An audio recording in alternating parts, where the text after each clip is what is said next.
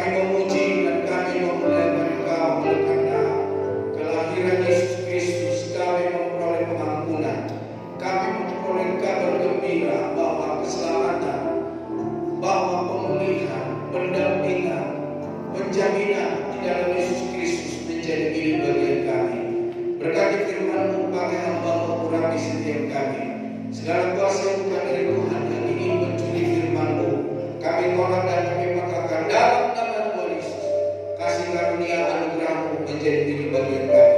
Dalam nama Tuhan Yesus kami berdoa. Yang diberkati Tuhan sama-sama berkata, amin. Sebelum Bapak Ibu duduk, berikan dulu salam kiri kanannya, katakan selamat Natal, Tuhan Yesus memberkati. Ya, kasih salam sebelah kiri kanannya ke teman-teman. Ya, boleh cari 5.000 orang, satu orang cari 5.000 orang. Ya, cari semuanya mungkin katakan selamat Natal, Tuhan berkati. Puji Tuhan, puji Tuhan. Silakan duduk Bapak Ibu Saudara.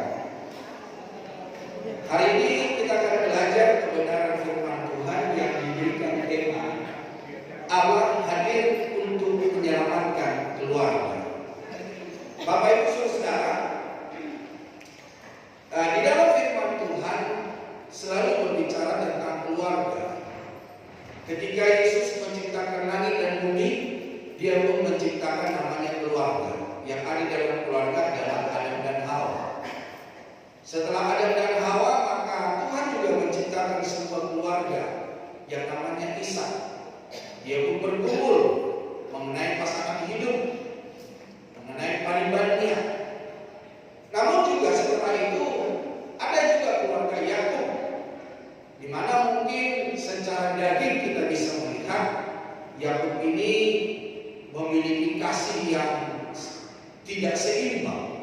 Kelihatannya dia lebih mengasihi Yusuf daripada saudara-saudaranya yang lain. Dan kita melihat juga keluarga-keluarga yang lain, sebagaimana keluarga Yosua yang dia berkata kepada Tuhan, aku dan sesamaku kami memuji dan memuliakan Engkau. Dan sampailah kepada keluarga Yusuf di dalam perjanjian baru. Tuhan mengizinkan dalam keluarga ini maka Yesus lahir menjadi penebus. Namun Bapak Ibu Saudara, di akhir dari Alkitab kita pun belajar, kita melihat bahwa perkawinan anak domba itu juga digambarkan mengenai sebuah keluarga. Jadi kalau boleh saya berkata bahwa kekristenan ini adalah kekristenan tentang keluarga. Makanya Yesus lahir, Yesus datang untuk menyelamatkan keluarga. Biarlah hari ini Bapak Ibu Saudara, setiap kita yang hadir, keluarga kita diselamatkan oleh Tuhan. Suami diselamatkan oleh Tuhan, istri diselamatkan oleh Tuhan, anak-anak kita diselamatkan oleh Tuhan. Adam dan Hawa ketika diciptakan, maka di dalam keluarga itu mereka saling menyalahkan. Ketika Tuhan tanya, apa yang kau perbuat? Ada yang berkata, itu loh Tuhan, perempuan yang kau kasih itu. Dia menyalahkan Tuhan. Waktu ditanya Hawa, kenapa kau makan itu, ular itu? Bapak Ibu Saudara, bukankah itu seringkali terjadi di dalam sebuah keluarga, di mana suami menyalahkan istri, di mana istri menyalahkan suami, orang tua menyalahkan anak, semua saling menyalahkan, tidak ada yang mengakui kekurangan dan kesalahan. Bapak Ibu Saudara, ketahuilah bahwa Yesus datang untuk menyelamatkan keluargamu. Yesus datang untuk menyelamatkan kita semua dari segala perkara-perkara dosa. Kalau di kami orang Batak, seperti yang dialami oleh Ishak, maka ketika kami mencari pasangan hidup, maka kami juga mencari pasangan hidup ada yang pariban. Pariban itu adalah anak perempuan dari tulang, bukan galuh, bukan holi-holi, tulang paman, ya. Namun saudara kasih Tuhan, ketika Ishak tidak mendapatkan pariban yang dia mau, maka dia pun melakukan kesalahan. Dia pun menipu mertuanya. Dia pun melakukan kesalahan yang dilakukan oleh mertuanya.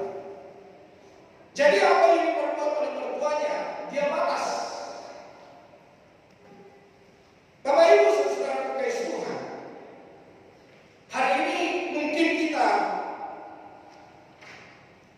Ya agak mirip-mirip ya dengan orang-orang pendahulu kita.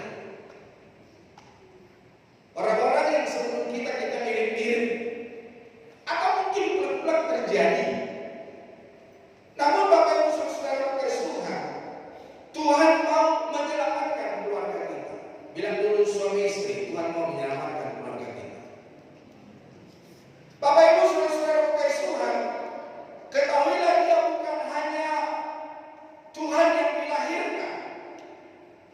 Dia bukan hanya Tuhan yang disembah, tetapi dia juga Tuhan yang sanggup memulihkan, membaharui segala yang rusak di dalam hidup. Yang terpenting sekarang kita mau menyerahkan hidup kita mau menyerahkan keluarga kita apa tidak. Kita mau mengakui dalam segala kekurangan, kesalahan, kelemahan kita. Bapak Ibu Saudara kasih Tuhan, bagi para pria, Tuhan menciptakan pria bukan hanya sebagai pasangan, bukan hanya sebagai pelindung, tapi Bapak Ibu Saudara kasih Tuhan, pria bertugas sebagai imam. Apa itu imam, saudara? Saya seringkali sudah berkata bahwa pria menjadi imam. Imam itu adalah yang memperkenalkan istrinya, anak-anaknya, keluarganya untuk mengenal Tuhan.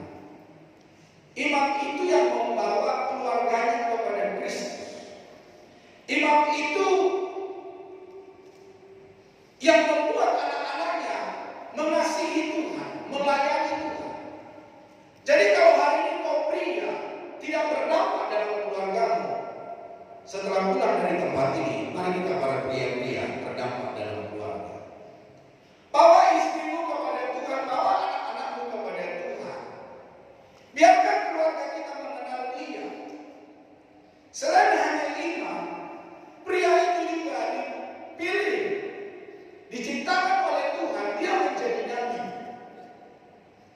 Nabi itu tugasnya apa? Nabi itu tugasnya menegur, menasihati, mengarahkan.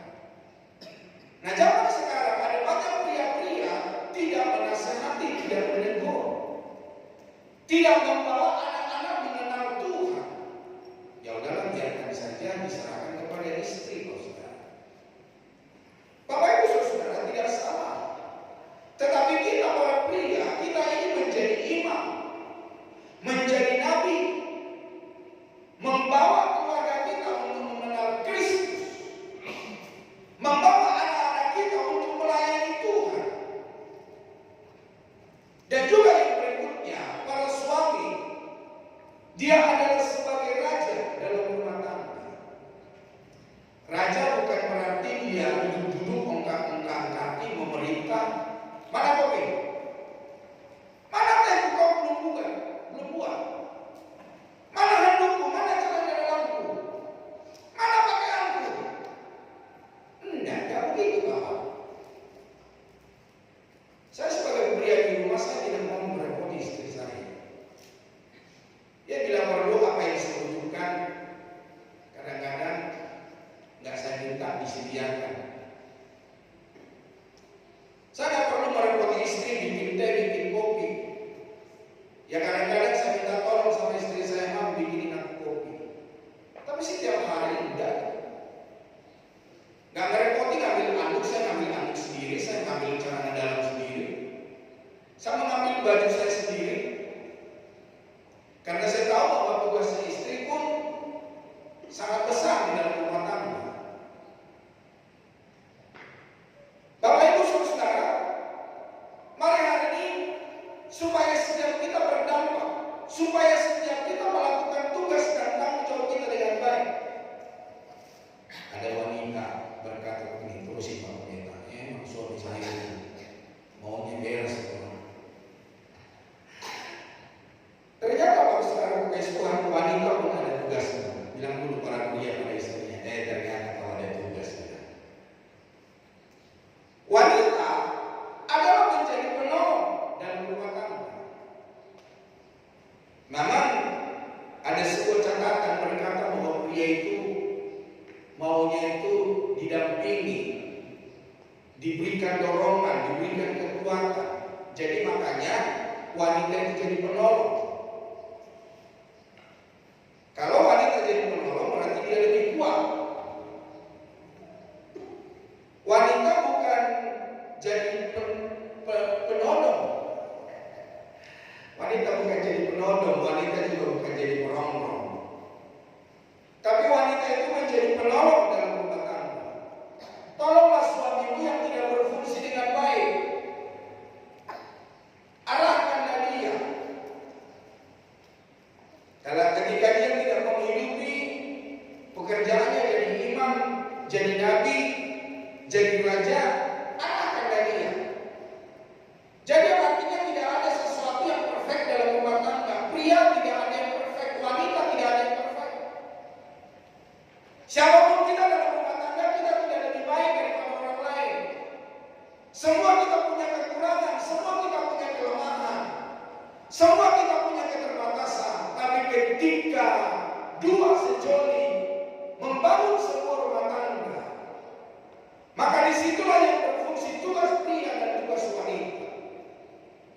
Selain hanya menolong, dia pun mendorong. Ketika suamimu tidak mau bekerja, doronglah dia. Ketika dia tidak mau melakukan tugas dan tanggung jawabnya, doakan dia. Menjadi pendua semangat. Halo para wanita, sudahkah engkau berdoa buat suamimu? Bapak Ibu saudara kasih Tuhan, selain hanya berdoa semangat, selain hanya mendorong, menolong, itu juga mitra. Mitra itu apa saudara? Mitra itu rekan kerja. Di mana firman Tuhan berkata suami istri itu adalah sepasang sejoli yang Tuhan persatukan untuk mereka dapat meraih setiap janji kebenaran firman Tuhan, untuk beranak dan bercucu, untuk melanjutkan keturunan. Tapi ada banyak sekarang saudara, para suami istri memiliki keturunan yang tidak bisa dipertanggungjawabkan. Ada anak-anak yang bandel, ada anak-anak yang kokong, anak-anak yang tidak bisa diatur, anak-anak yang tidak bisa dinasihati. Kadang mereka berkata, mama ini bodoh benar, papa ini bodoh benar. Loh, kamu tuduh siapa? Kamu juga tuduh bodoh.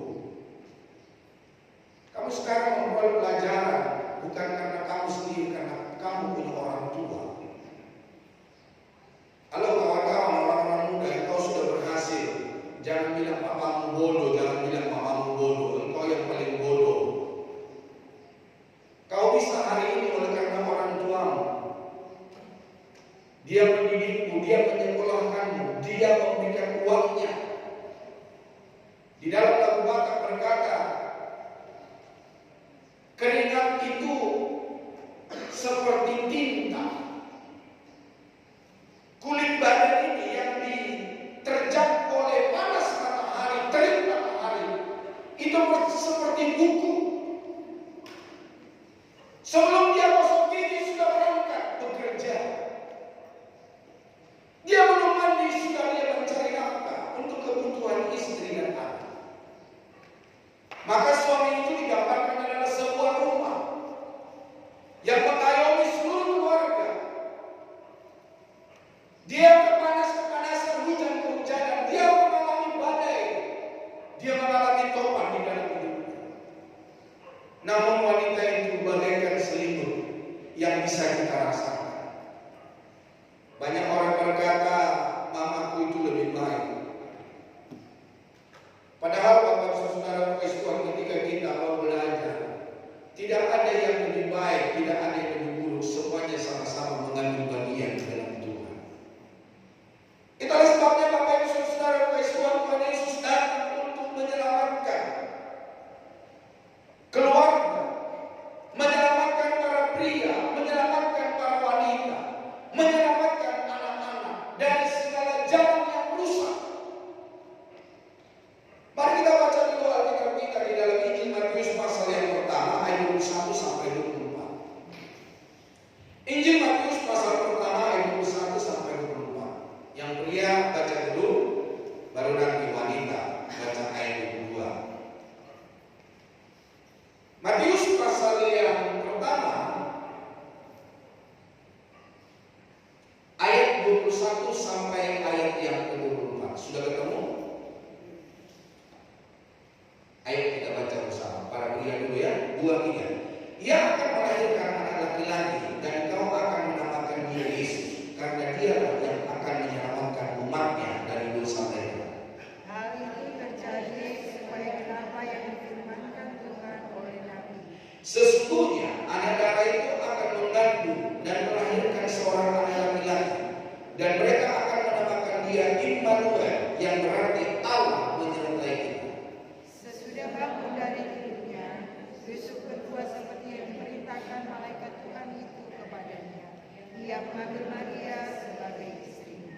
Nah, Bapak Ibu Saudara, hal ini mengingatkan kita bahwa dia bukanlah Tuhan yang jauh. Ketika almarhum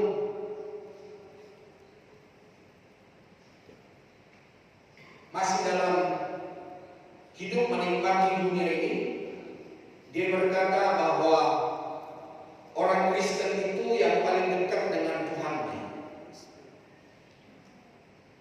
Karena orang Kristen itu memanggil Tuhannya siapa? Bapa. Adakah Bapak Ibu Saudara memanggil Tuhan dengan Bapa?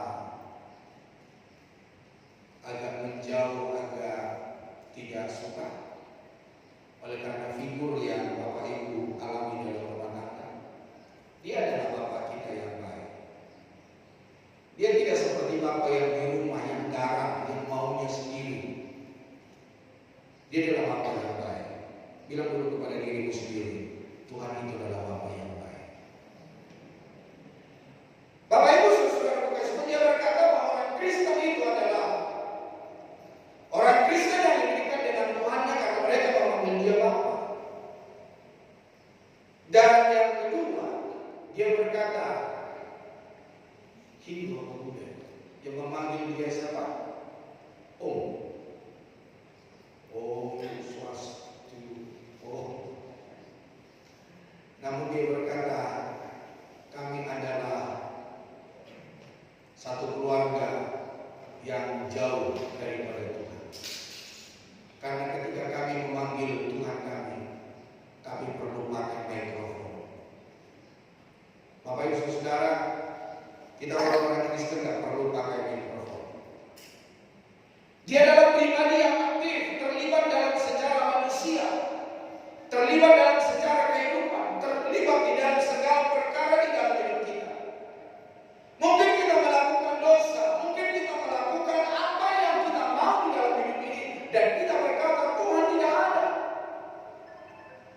Namun Bapak Ibu Saudara Tuhan melihat apa yang kau kerjakan, apa yang kau perbuat di dalam hidupmu. Bahkan firman Tuhan berkata sampai dasar hati kita yang paling dalam, Tuhan pun mengerti. Memang manusia tidak tahu apa yang kita kerjakan. Istri, suami tidak tahu apa yang kita kerjakan. Anak-anak, orang tua. Tapi ada sepasang mata yang melihat gerak-gerikmu. Ada catatan surga yang mencatat apa yang kau kerjakan. Dan itu harus kau bertanggungjawabkan ketika dia datang kembali ke dunia ini. Nah Bapak Ibu Saudara, makna kelahiran Yesus ke dalam dunia ini, yang pertama Saudara, dia datang untuk memperkuat keluarga. Ada banyak keluarga-keluarga yang hancur. Ada banyak keluarga-keluarga yang tidak punya pengharapan. Ada banyak istri yang ditinggalkan oleh suami. Ada banyak anak-anak membangun hidupnya tanpa orang tua. Wah, kalau saya lihat di sosial media, Saudara, saya kadang mencucurkan air mata dan saya melihat ada anak-anak yang terlantar. Anak umur 6 tahun sudah mengumpulkan sampah. Untuk apa? Untuk orang tuanya. Waktu ditanya, papamu di mana? Dia mabuk, Pak. Ibumu di mana? Bekerja, Pak. Terus uang yang kamu dapat buat apa? Buat dia mabuk.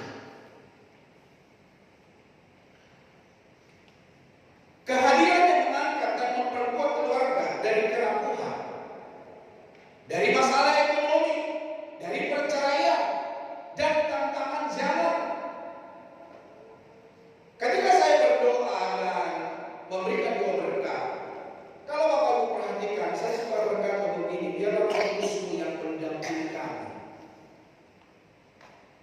membuat kami tetap terhibur di dalam segala perkara dan kami tidak menyimpang ke kiri dan ke kanan.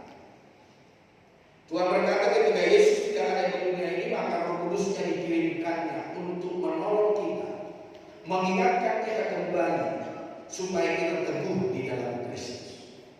Itulah sebabnya saya seringkali berkata, bacalah Alkitab supaya Alkitab itu berbicara di dalam hidupmu, yang memberikan penghiburan, memberikan kekuatan, memberikan jalan keluar.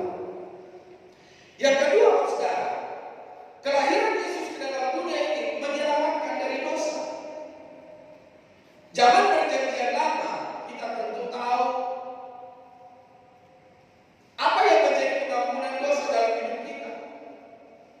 Ya, kalau orang-orang miskin, maka mereka akan memotong namanya perkutut atau merpati sebagai binatang pengampunan dosa. Tapi orang yang sudah mulai meningkat ekonominya, maka mereka akan mempersembahkan kambing domba. Yang lebih baik lagi, maka mereka mempersembahkan sapi yang terbaik.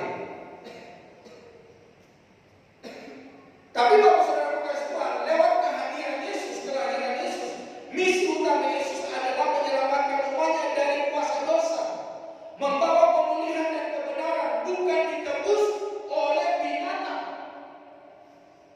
Tapi kelahiran Yesus Kristus, Dia memberikan nyawanya, hidupnya, kemuliaannya. Bahkan ketika Dia mati di kayu salib, Dia berkata, sudah selesai. Apa yang dikerjakannya telah selesai. 33 tahun Dia hidup di dalam dunia, dan Dia memberikan keselamatan bagi kita. Tidak ada nama lain, tidak ada Tuhan yang lain, tidak ada sahabat yang lain.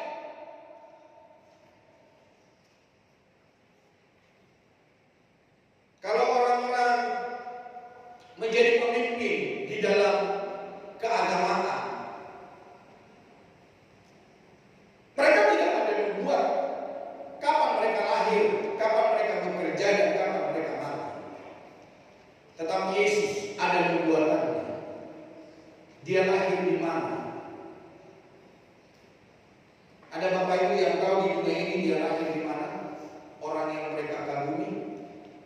Tapi orang yang kita kagumi namanya Yesus Kristus, ada nubuatannya sebelum Dia lahir. Apa yang terjadi di dalam hidupnya ada nubuatannya. Dan bahkan ketika Dia mati, Dia tidak mati dikuburkan di kuburan, tapi pada hari ketiga Dia bangkit memberikan kemenangan untuk. Karena Dia memberikan jaminan penyelamatan dari dosa, maka Dia harus bangkit kembali, memberikan sebuah pengharapan, memberikan sebuah keteguhan bahwa orang yang percaya kepada Dia tidak akan binasa, melainkan beroleh hidup yang kekal. Bahkan Dia berkata, ketika Dia naik ke surga, Dia berkata, aku menyediakan tempat bagimu, supaya di mana aku berada, kamu pun berada. Jadi Bapak Ibu saudara-saudara kasih Tuhan, apapun yang menjadi masalah persoalan dalam hidupmu, jangan tinggalkan Yesus Kristus. Pegang Dia di dalam hidup.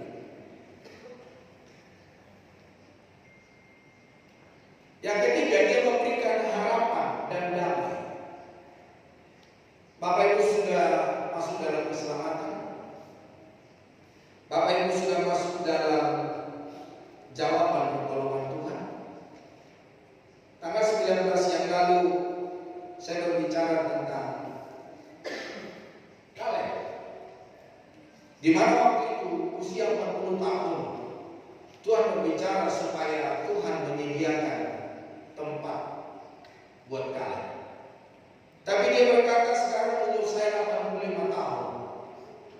Jadi 45 tahun dia menunggu jawaban daripada Tuhan. Ternyata Tuhan kita itu tidak pernah lupa. Bilang dulu kiri kanannya, Tuhan tidak pernah lupa. Dia akan ingat janjinya. Ada di antara kita sudah berumur 45 tahun. Halo? Ada persoalan umurnya belum selesai 45 tahun.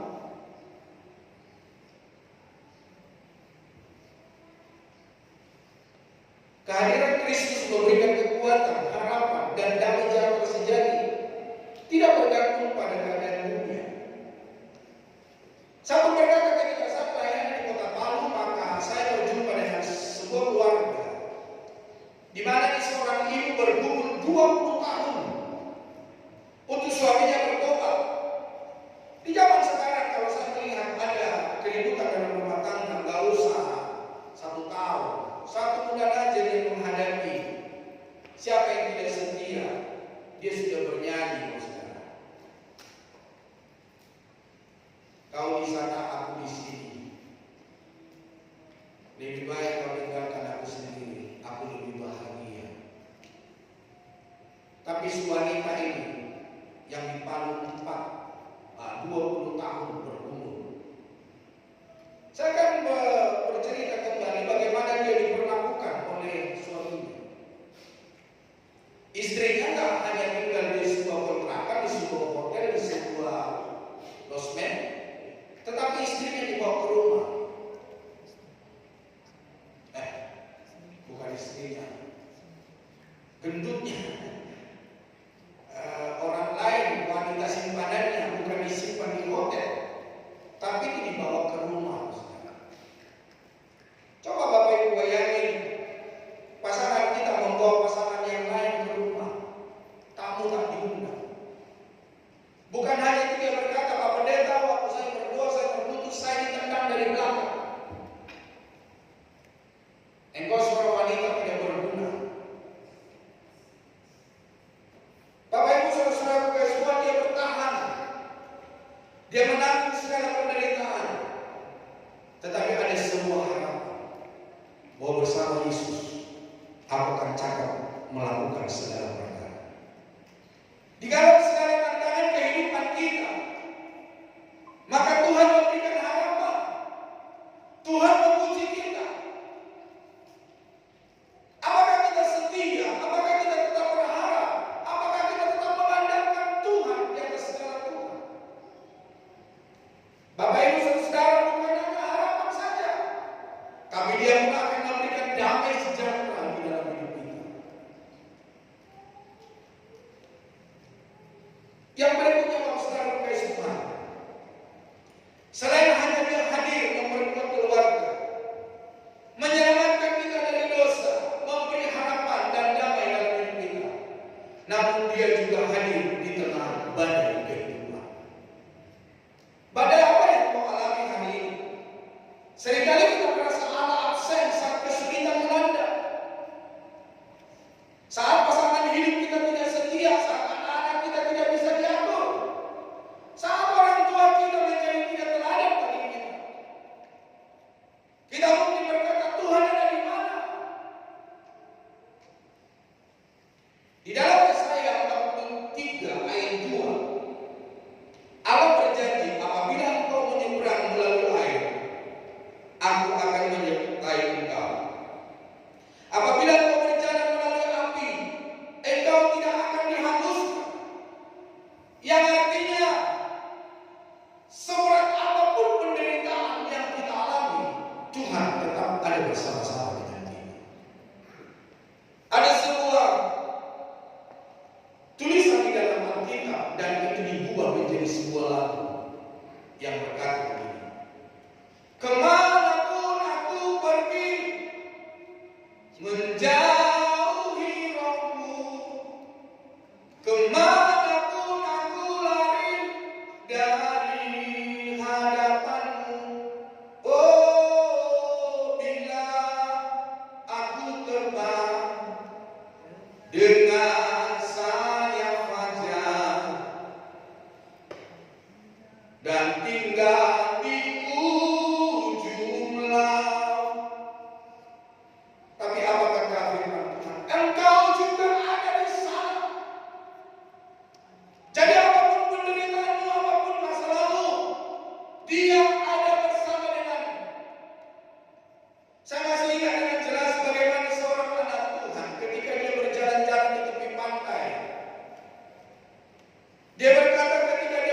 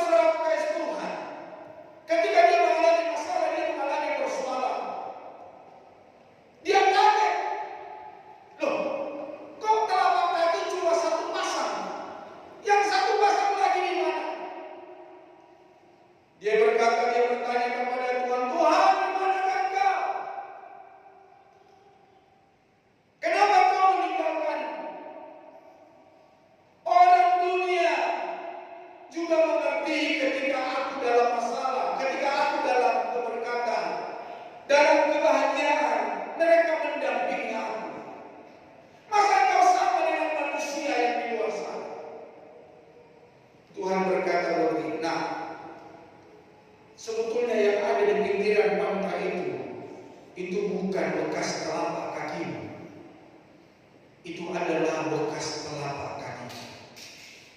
Akulah yang berjalan di badai kehidupan dalam hidupmu. Loh, kalau begitu aku ada di mana, Tuhan? Firman Tuhan berkata, sampai masa tuamu aku menggendong kamu.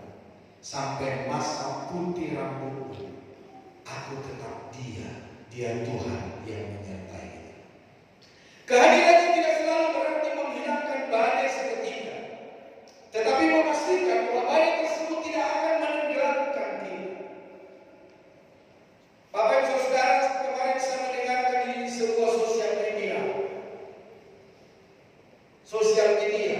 bahwa seorang anak Tuhan ketika mereka berlayar di tengah laut dan dia bekerja di perkapalan, Saudara. Maaf, ketika ada di ruang bak, dia merasakan goncangan ombak. Dan akhirnya dia bilang, kapal itu terbalik. Kakinya akhirnya ke plafon, dan toilet itu ada di atas kepalanya. Dia dihantam. Dan akhirnya dia keluar.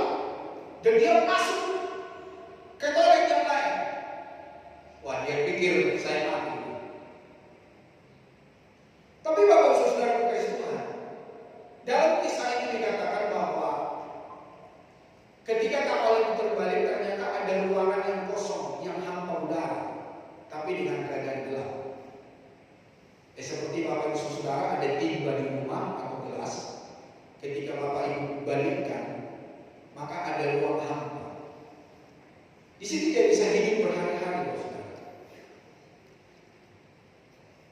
Bagaimana supaya dia bisa minum? Bagaimana supaya dia bisa makan? Maka dia coba dengan keluar berenang. Bukan ke atas, bukan, tapi masih di dalam kapal. Dia berapa-berapa dia kembali ke ruangannya. Namun Bapak Ibu Saudara kasih Tuhan, karena tidak ada orang yang menyelamatkan dia, maka dia mendengar ada gerakan-gerakan yang tidak teratur gitu ya. Ada bunyi besi sama besi, kayak ada perang gitu. Tapi ini bukan sebuah penolong. Dan ketika dia menoleh keluar, Saudara, waduh, dia melihat ikan hiu makan tubuh korban-korban yang ada di kapal itu. Akhirnya dia bersembunyi masuk kembali ke ruang toilet. Bapak Ibu Saudara kasih Tuhan, di ruang toilet itu berkata, sampai kapan Tuhan saya ada di sini? Kalau dia mau naik ke atas, tidak mungkin. Seseorang yang tenggelam tidak bisa gampang untuk naik ke atas. Dia tidak tahu dalamnya seberapa. Yang dia tahu bahwa saat itu kapal mereka ada di dalam lautan bebas, di kedalaman yang sangat tinggi. Maka dia keluar kembali, dia meraba-raba. Akhirnya dia ketemu mayat yang tidak dimakan oleh ikan hiu. Dia ambil bajunya, dia ambil celananya. Maka baju-baju ini dirobek, dibuat seperti tali. Jadi baju-baju itu diikatkan di toilet, dan ketika dia keluar, dia pegang itu baju-baju itu.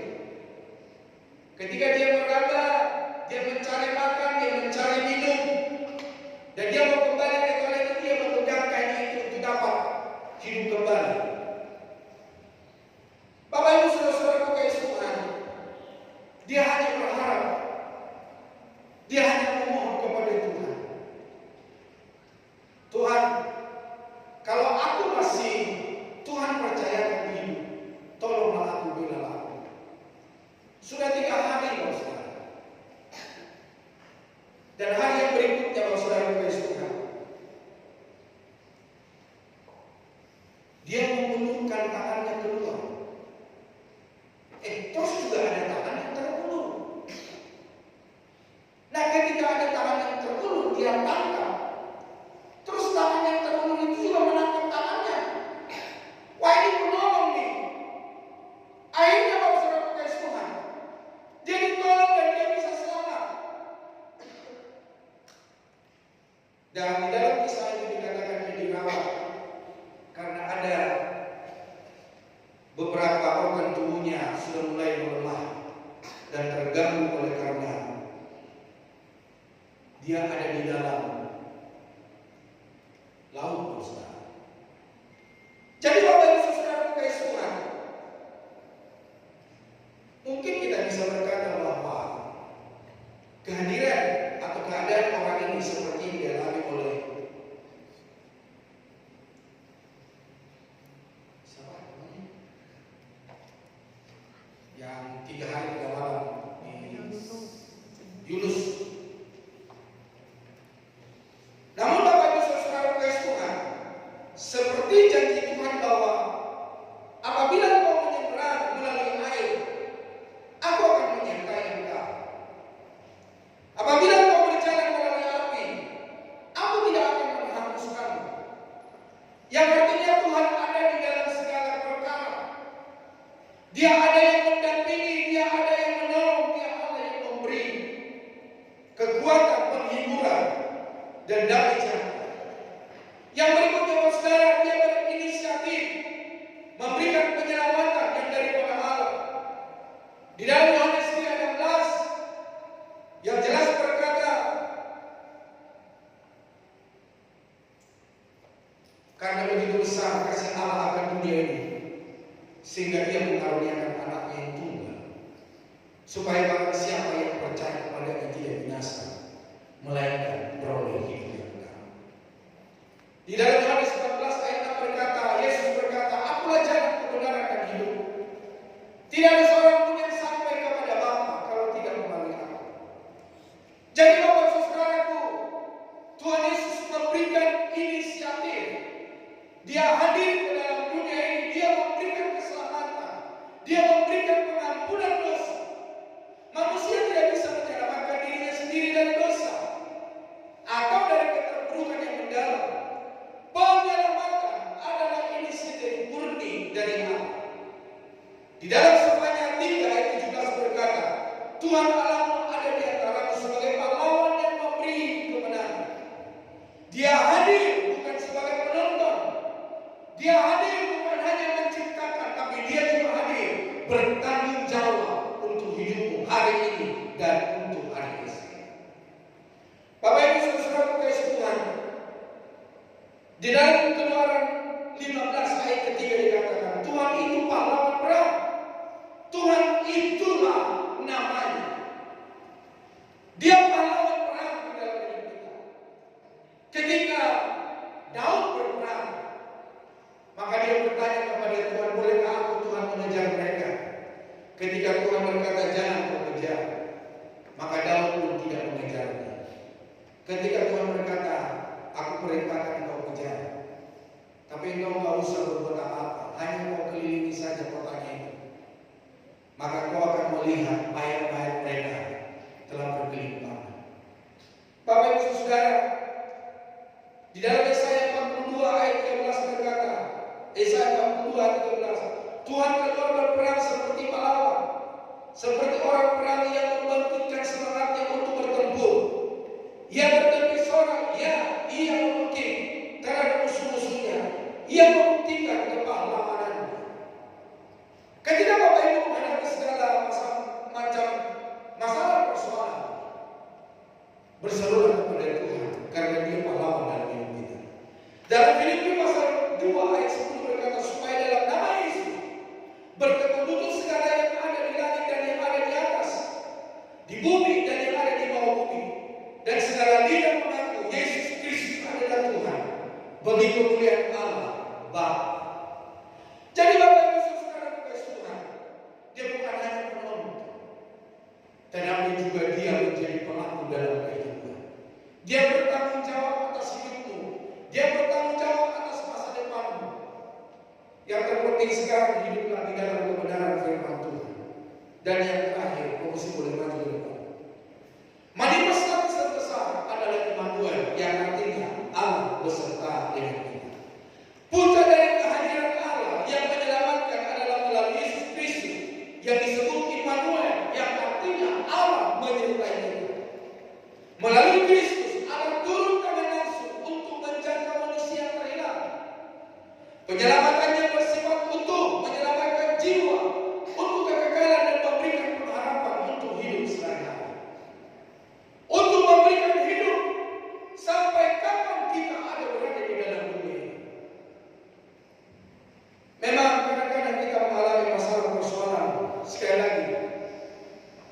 tidak selamanya perjalanan kita mulus. Tapi Tuhan mengizinkan kita mengalami berbagai macam ujian. Untuk apa? Untuk kita mengenal siapakah Tuhan yang kita percayai. Ada sebuah tulisan dan saya seringkali berkata kepada para saudara, bagaimana aku berkata Tuhan itu adalah penyembuhku kalau aku tidak pernah sakit? Di dalam segala penyakit yang Tuhan izinkan dalam hidup kita, Tuhan tuntun, Tuhan pimpin, Tuhan ajari kita supaya kita berharap kepada Tuhan yang hidup. Ketika kita jatuh, Dia tidak biarkan kita jatuh tergeletak dan tidak bangun-bangun. Dia izinkan itu supaya kita punya pengalaman pribadi dengan Tuhan. Dan kita berkata bersama dengan Tuhan, aku cakap menanggung segala perkara. Jadi Bapak Ibu Saudara, masalah yang Bapak Ibu hadapi, Dia adalah Tuhan Immanuel yang ada bersama dengan kita. Masalah boleh ada, tantangan boleh ada, persoalan boleh ada, tapi Dia hadir untuk menyelamatkan kita